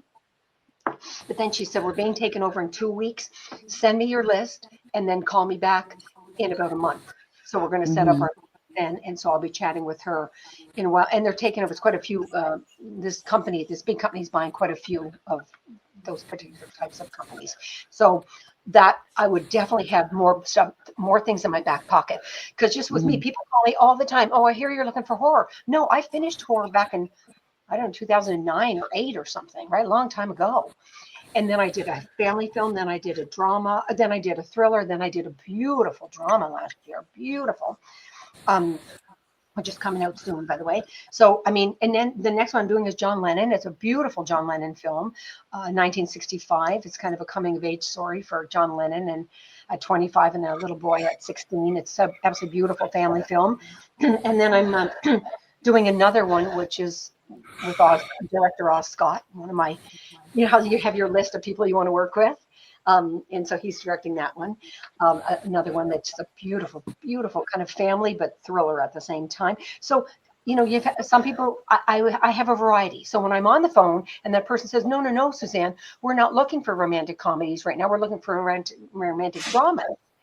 Oh, okay, good. So do I have a couple of romantic dramas on here? Well, oh my gosh, so let me pitch this one here. I do actually happen to have one. Do you have a minute to hear the log line? Oh, yes, of course. We're looking for that. Great. So just be flexible in that way. And yes, more than 3. Not that you want to pitch them. The first one might be enough. If they say yes, send me the first one. Maybe not muddy the waters. Right. So what turns working relationship into a long-term creative partnership? Oh, that's good. Well, I wish I had done more of it. Remember I talked about my map of relationships before? If you were in my class back then, you know what your homework was for the first 2 weeks? First of all, that was pre-homework, so it's already done. You got to class with it, right? It could be tiny. You might have moved here. It could be big. Your job was to call everybody on that list and rekindle that relationship. And one person, Jim Pasternak, oh my God, I love him so much. Jim Pasternak said, I can't, Suzanne, there's one person on there I can't. We had a big argument 5 years ago. I can't do that. I said, no, I'm not asking you, sweetheart. You know what I mean? You're in a class right now. You've signed on that you would do your homework. Part of the homework is to call everybody on that list. And so he called the person, and the person said, and he said, I apologize again for that argument. And the guy said, what argument? I don't remember an argument.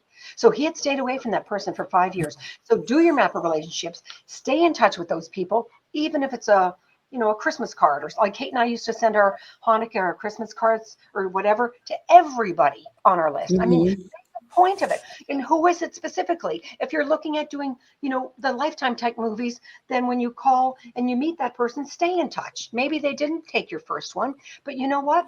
What are you looking for? Well, I'm looking for this. You know what? I'm going to go on a search for more of those. And when I find some more of those, whatever, I'll get back to you. Like, you keep it going. That's the other thing is that's why I keep saying you are the president and CEO. You've got to take 100 responsibility. Don't let them drag stuff out of you. You have to be taking responsibility. You have to recreate that relationship again. Maybe 2 years goes by and I'll say, I know we haven't talked to each other for a couple of years, but I'm now doing a movie. I now just got some of the stuff in that I think might be a right fit. Just like with the woman last week, I actually got some stuff in that I knew was a fit for what they were looking for. So, and I have a question about what happens when you're in the middle of production or working with someone and something goes wrong, as it often does. How do you maintain trust in the midst of a working scenario? Well, sometimes I'll sit down and talk to that person, because what's behind every upset, what is behind almost every upset that I've ever come across is fear. And I have a saying, and from Flash Forward, I had rules, and I got one of these from Landmark Education, is you only complain to the person who's can do something about it. Because on a set, they're going to go to everybody else and complain instead of coming to you, and you could have solved that problem in 1 minute, right? So what I do is when I hear there's any little grumblings going on at all, any little upsets going on, I take the person aside right away and say, listen, what can I do? What do you need from me that I can do to make sure that you're getting the time you need as the makeup artist? Because the director's asking for a lot of time, when it comes to rehearsing, and they're taking some of your time. Instead of going to her or him, what is that it? Is that what the issue? Like, I find out what it is, the upset. Sometimes, a lot of times, it's just fear that maybe they don't know that it's their first time in that position or whatever. So I'll just have a heart to heart. I learned about how to do that when I was one of the first female vice presidents at 29 years and years ago in the television network. The first day, my boss told me, he brought me up to his office, and I thought it was to give me a hug. And he said, Suzanne, you're a woman. And I said, yes, Mr. Nathanson. And he said, so therefore you're stupid. And I will do everything in my power to put you in a kitchen where you belong. I've never been in the kitchen. Mom never let us in the kitchen. But anyways, I was so devastated because, first of all, I thought, oh, they found out. I really don't know what the hell I'm doing. Oh my God, somebody found out I'm an imposter. That's the first thing our brain does, right? And then I thought, and so that went on for quite a few months until I did some classes on how do you relate to people, really, in a way that creates relationship. I can't tell you how important it is. Like I said at the beginning, it's relationship, possibility, opportunity, and action. So I went and did some courses on communication up in Ottawa. I came back to Halifax to work, and I went upstairs and I said to him, I'm here to talk today. Instead of feeling like a little tiny pea sitting in a big giant chair, and my voice would come out squeaking every time I'd have to go up to his office for those first 8 months. After that communication course, I walked up the 3 sets of stairs, and I went into his office, and I sat in the chair feeling like a human being, and no longer a little pea, and my voice was normal because I was confident. Starting with relationship. So I said to him, I heard you went to Japan for a vacation while I was away in Ottawa. And he said, yeah. And I said, how was that? So I just talked like humans to humans, like relationship. We talked for an hour about Japan and Asia and everything. And I said how much I wanted to go and that I would go at some point, to see it. And then I said to him, by the way, now I felt we had sufficient relationship. I said, Mr. Nathanson, why did you do to me what you did last year? It was very upsetting, and then continued to do for so many months. And he said, Suzanne, I was scared to death of you. I've never worked with a woman before. This is my network originally. I'm 65 years old. I'm retiring soon. And I didn't want to have to learn how to work with a woman now. So I just thought if I could get you out of the building and out of my life, that would solve all the problems. And I said, well, I'm still here. And he said, no, and I'm happy. We became so close that we both cried. I was leaving when we moved to Philly. My husband and I, Halifax. We were so close. It was amazing. He told right in front of everybody when I was leaving, he told me he loved me. I mean, it was like, I thought, and I said, what is it that you have such a hard time coming downstairs, And he said, I'm just scared of everybody, truly. And I said, well, I just did a course on communication. Do you want me to coach you? And he said, yes. So I not only affected my life with him, I affected the lives of 180 other people in the building. So that's what I mean by rising above. What can I, advice I was getting from people, oh, you should sue, you should do that, you should quit. And I'm thinking, no, something's wrong. I'm 29 years old. I knew something was wrong with that advice. How can I rise above? I think you've already answered my next question. So Brian, I'm going to let you take the ball. Just about mistakes. Go ahead. Yeah, we wanted to inquire about the importance of NDAs. Are those still important today? Is it a necessary shield in protecting our idea? I don't know. I've never done it. I've had to sign some. Oh, wow. In our pitching world, when we'd sign them, yes, for Disney, back when we were working on the big budget stuff, we'd have to, Disney would send over, or Miramax, I guess was my first one, so you'd have to sign, the DNAs. But is that what you mean? It's kind of like the permission to read your script or something? I think so. Yeah, maybe I'm just too Canadian. I just trust. I've never had a problem. That's amazing. Yeah, that's one thing that I've always heard is important, but it's amazing to me that you don't do that. It's refreshing. Every now and then an agent might ask for it, but maybe twice out of all my years. But Okay. Never. I don't know. I don't know. To me, it's kind of like recently I was chatting with an agent, and the writer had only sent 20 pages of a project, and I went, why? Like, why? Like, Yeah. who are you? Spielberg? Right. Even Spielberg wouldn't do that. You know what I mean? If Spielberg was sending a script, he'd send a whole script. Like, you want to tease me? No, don't tease me. I need to know. Just like a log line. I need to know, the beginning, the middle, and the end. What happens at the end? You know Yeah. what I mean? It's like, Yeah. don't just give me 20 pages and think, no. Anyways, no. It's like, Yeah. enough. And I used to say to people in my class, pitch to everybody, pitch to people at the bus stop. And one of the guys raised his hand and said, Suzanne, I have a car. I don't take the bus. I said, you do now. Just to get to the bus. We're gonna move on to one of the, I think, Brian, you're up. We're gonna talk about a Yeah. movie. Yeah. You produced Betty, which is a British romantic comedy with Christopher Walken and Naomi Watts. So Would you say, I know you've spoken about lots of different genres you're passionate for, but is comedy or rom-com a genre that feels especially close to your heart? Oh, rom-com is always going to be up there. I love Hallmark, of course, and Lifetime and all that stuff. But I also love on Hallmark. I also do all the mystery ones. I love solving. We just watched His and Hers, or Hers and His, or something last night, a TV series, and I love trying to figure out who did it. Like, who's the whodunit, right? The Agatha Christie kind of stuff. I love that too. So I love thrillers. I am crazy about sci-fi, good quality. Like that, was it The Fifth Element, the one with Bruce Willis? Like, I could watch that 1,000 times. Die Hard, I've seen at least, I'd say 12 times. So action, love action kind of stuff too. I optioned a great book from a very famous author and got a great A-list director on board because it's a great mystery where it's a female lead and she and the guy from the CIA have to save the day kind of thing. Like, I love figuring out that kind of stuff too. I love psychological thrillers, The Usual Suspects. I'm doing one of those now called The Back Nine. Oh, there's Alfred.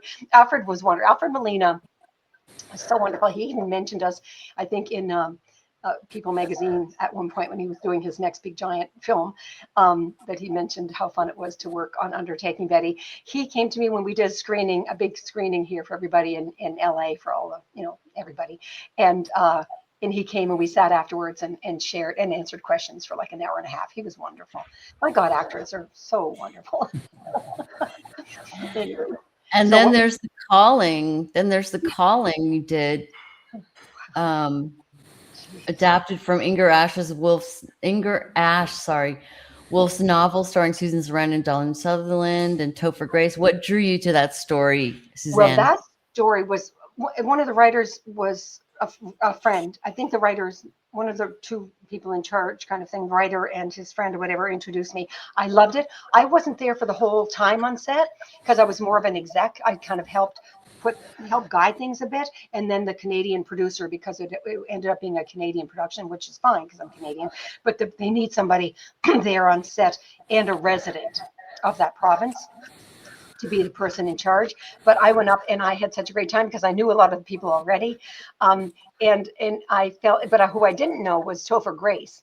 And I just thought he was so wonderful. We used to do yoga on Sunday. We'd hire a yoga person and do our meditations and everything Sunday mornings. It was so much fun.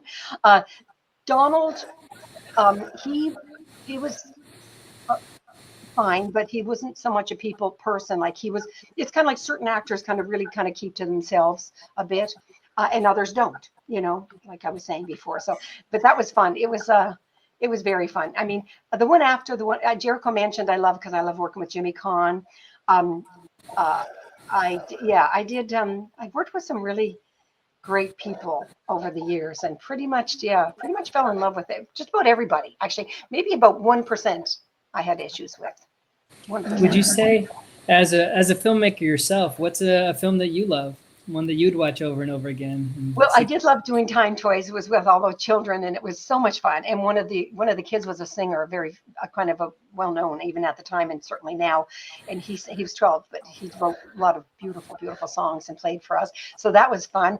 One of the ones that I think is still my favorite of all the ones I did. You mean, or my favorite films on that you would enjoy watching, not specifically that you done, but got it. Any film you love watching that you watch over and over and suggest to other people.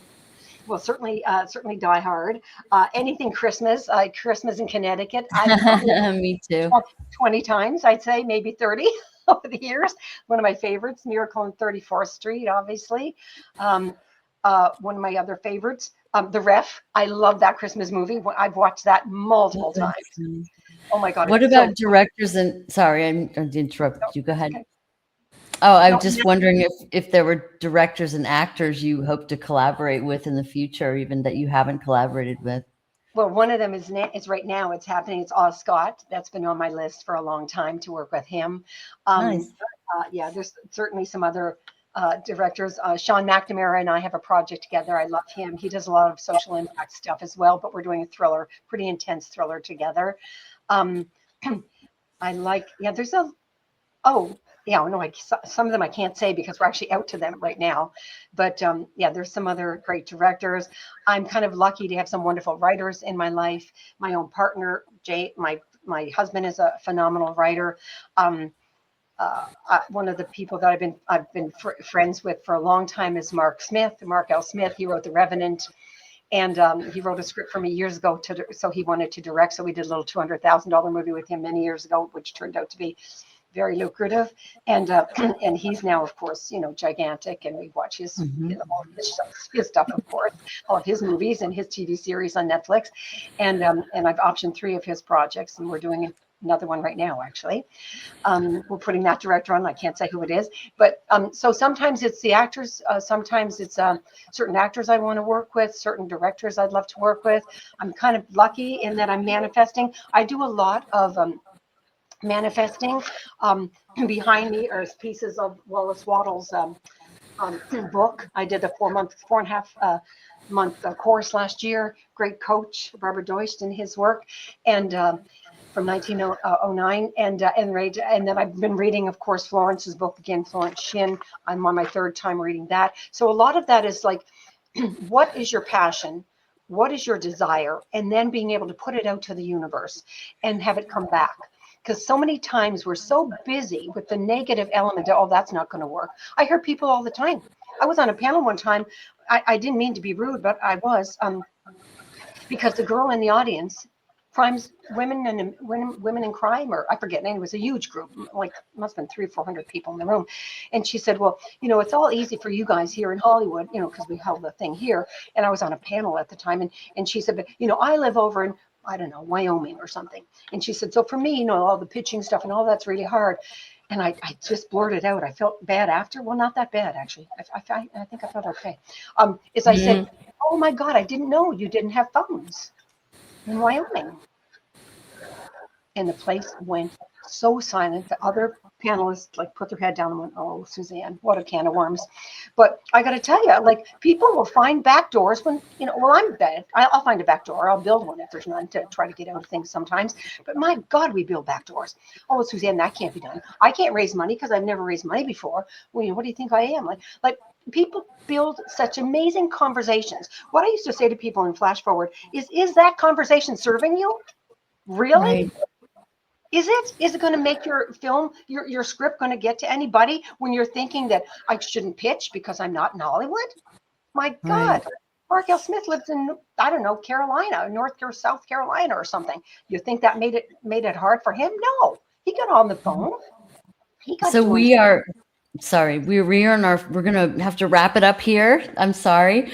Just so much to talk about, but this is our final segment. And before we wrap up, let's take a look forward. Is there anything, and I think there is, that you're currently working on or developing that you would like to share as we move into 2026? Well, certainly the John Lennon film. I mean, that is so beautiful. I love it so much. I'm excited about starting on a TV series. And then I have another TV series that just came in that we're going to be pitching.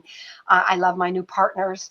I'm working with Sunset over at Warner Brothers right now, which is just a nice little walk across the street, actually. So I guess what else? Yes, obviously the one based on the book with Sean McNamara. I'd love to get that up and going. I have a couple with Oz Scott. 3 with Scott, and that is just a dream come true. And the funding for that is pretty easy because it's Scott, and he's, he can just call actors, and we've got A-list actors. So those are the ones that I'm doing this year. It's actually a little overwhelming because I have funding for about 4. Oh my God! And Mark Smith, we're doing one of Mark Smith's projects, which is unbelievable. Mark L. Smith, Wow. and that's a big project. It's absolutely phenomenal. It's a thriller. It's a psychological thriller, one of my favorites. It's so good. It's like when you come to the end of one of his scripts, you get angry because it's like a good book. You don't want it to end. You know what I mean? Right. So those, I'm kind of busy. I think what's happening to me right now is probably good for about 2 years. I'm kind of stopped reading scripts right now. There's a few that I still have that I promised, but I'm actually kind of stopping for a while, just because we are in stages of almost pre-production with one of them. We're in soft prep right now on one. So I've got to kind of decide on where is my focus going to be, sort of thing. So exciting to hear about what's going on with you in the future. And thank you for letting us look ahead with you. Brian, this is a good time for the final question of the day. The final question. Okay, Suzanne, when you think about just the longevity in this business, what's one piece of advice you wish you'd been given earlier? Well, I was going to say to have fun, but that's innate in me. It's like I have fun every single day. There's no days I don't have fun. So it's not that. The one thing I think would be to really trust your instincts. Like really, if you love that script, then make it happen. Don't let anything stand in the way. Nobody. We pitched it 44 times to 44 companies at the studios back then because everything was bigger budgets.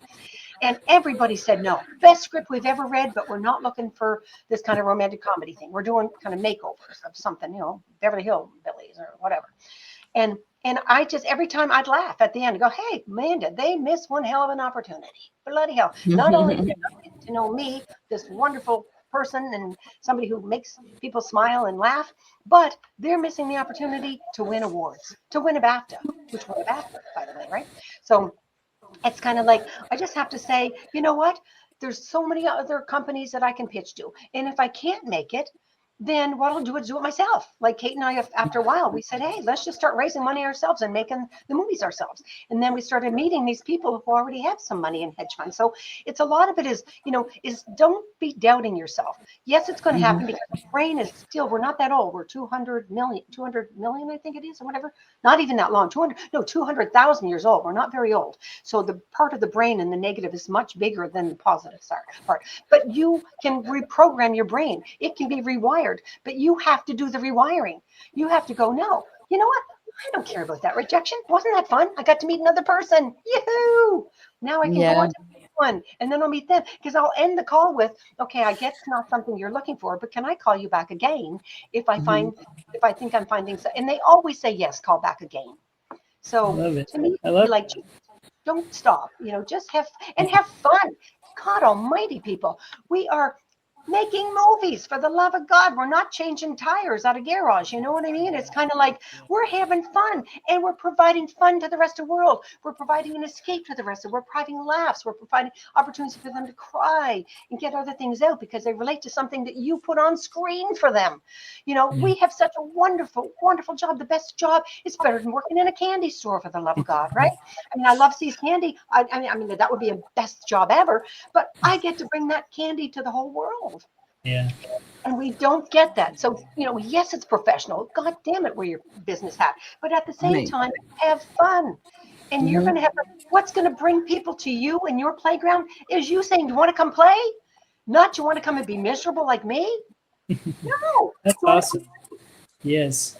Thank you so much for sharing that perspective, those insights. All of this has been incredibly generous and helpful. So thank you. Oh, I loved it. It was great fun, guys. I love reliving it. It gets me excited again, too, Yeah. Thank you for your perspective on pitching, relationships, and leadership. It's incredibly valuable to all of us. I'm sure I'm going to cut this into pieces and send out little bites to people on social media about this. So it's been so great. It's a privilege to have this conversation with you, very intimate conversation that not many people get a chance to do. So Real honor. Yes, real honor having you on the show. Thank you. Yeah, And and certainly thank you. and get my blogs, guys, because a lot Yeah, of them absolutely. I'm going to blogs. put that on the screen in just a Oh, second. good. Thank you to our audience, whether you're here live or watching the replay. We appreciate your time. I'm going Yes. to put the banner on the screen right now. I So thought one of we the questions have was somebody in your Victoria. website. What's that? I said one of the people I saw came up was from Victoria, British Columbia, who I taught. All right. Yeah. So okay.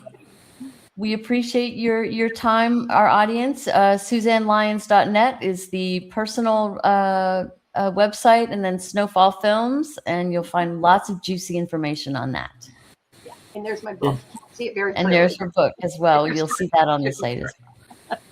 Well, this has been the Cinematic Bridge on the Art of Filmmaking, presented by Golden Gate Films. And we'll see you next time. Thanks, Bye, everyone. everybody. Take care.